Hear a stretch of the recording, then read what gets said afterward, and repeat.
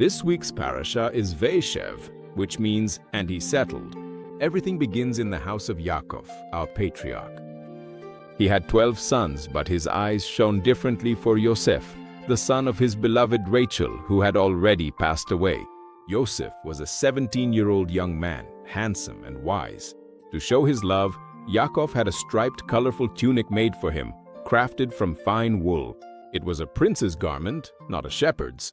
When the 10 older brothers saw that tunic, a terrible seed was planted in their hearts: jealousy. They thought, "Our father loves him more than us," and the Torah tells us something sad. They hated him and could not speak to him peacefully. To make matters worse, Yosef had dreams. In the first one, they were in the field binding sheaves of wheat. Suddenly, Yosef's sheaf stood up and remained upright, and his brothers' sheaves bowed down to it. In the second dream, the sun, the moon, and 11 stars bowed down to Yosef.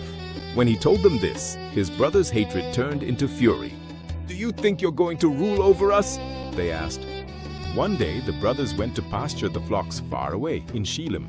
Yaakov, wanting to know if they were all right, called Yosef and said, "Go see how your brothers are doing."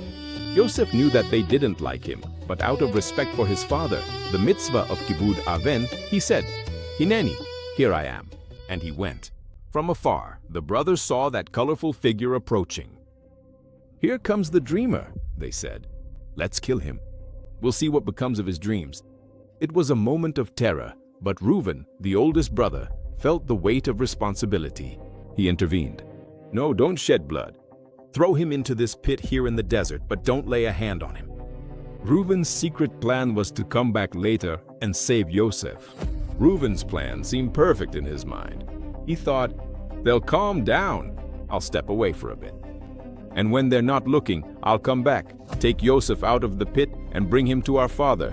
They stripped Yosef of his colorful tunic and threw him into the pit. The Torah says, "The pit was empty. There was no water in it." The Midrash explains, "There was no water, but it was full of snakes and scorpions." Yosef screamed and cried from the bottom, but the brothers sat down to eat bread, ignoring his pain. Reuven had good intentions. He wanted to do the right thing, but then he walked away. The Midrash tells us that he went to take care of important responsibilities. He left the pit and let the moment pass. While Reuven was away, taking care of other obligations, a caravan of Ishmaelite merchants passed by, loaded with spices. Yehuda, another brother, had an idea. "What profit will we have if we kill our brother? Let's sell him to the Ishmaelites." And so, for 20 pieces of silver, Yosef was pulled out of the pit and taken as a slave to Egypt. When Reuven returned and saw the pit was empty, he tore his clothes in despair.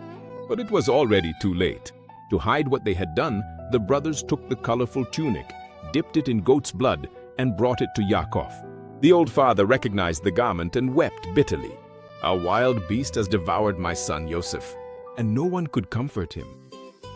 This story of colorful tunics, deserts, and pits with snakes seems distant, like something from ancient times, doesn't it?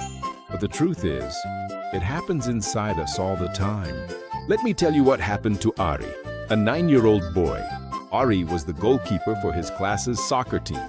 He was a good boy, but Ari had a small flaw. He loved the word later. That day, while he was running, he saw something different. Near the water fountain, there was a new boy. His name was Daniel. He looked lost and very, very alone. He thought, "Wow, Daniel is new. I should go over there, say shalom, welcome him, and invite him to sit with us." It was a beautiful thought, worthy of a tzaddik, a righteous person. But at that very moment, Ari's best friend, Yoni, shouted from the middle of the field, "Ari, come on, the other team is already ready. We need you in goal." Ari stopped.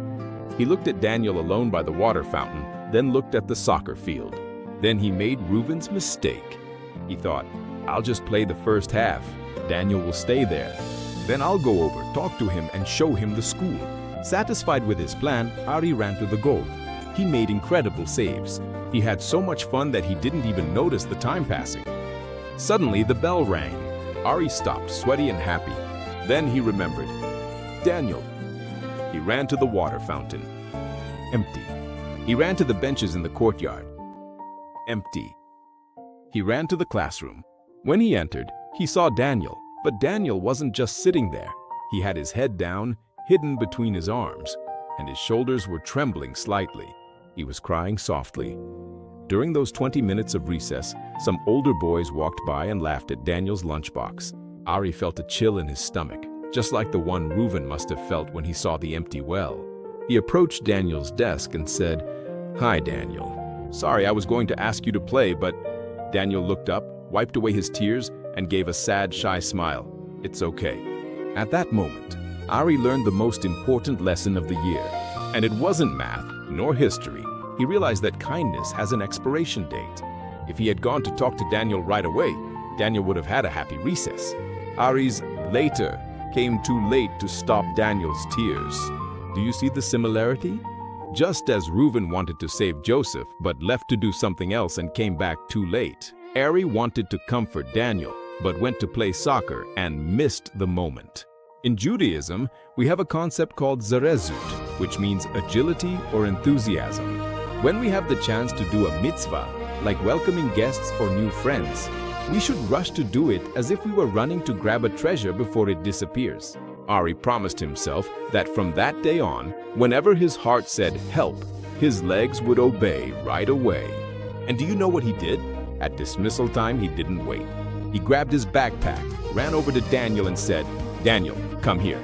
Shall we walk home together today?"